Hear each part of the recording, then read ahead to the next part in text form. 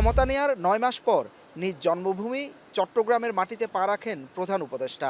সকাল ৯টা ২০ মিনিটে বাংলাদেশ বিমানের ফ্লাইটে পৌঁছান চট্টগ্রাম বিমানবন্দরে। সেখানে তাকে অভ্যর্থনা জানান মেয়র, জেলা প্রশাসক সহ সরকারের ঊর্ধ্বতন কর্মকর্তারা।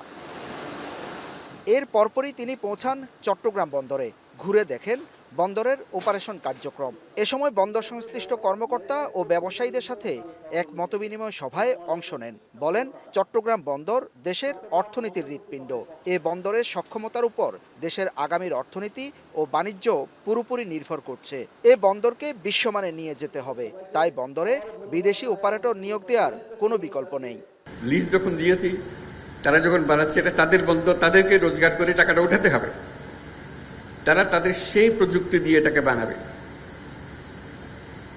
কথাটা এখানেই শেষ হলো না যে তাদের প্রযুক্তি দিয়ে বানাবে।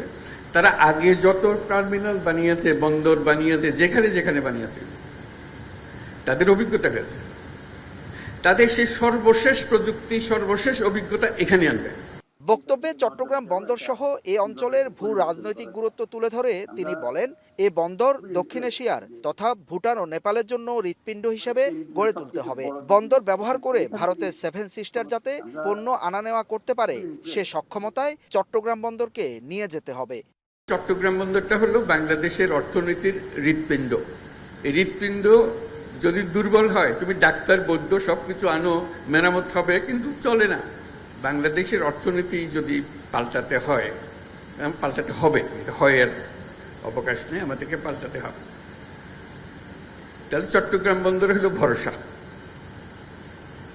এটাকে বাদ দিয়ে বাংলাদেশের অর্থনীতি নতুন কোনো পাতা, নতুন কোনো অধ্যায়ে প্রবেশ করার কোনো সুযোগ নেই। এই পথ খুলে দিলে বাংলাদেশের অর্থনীতির পথ খোলে।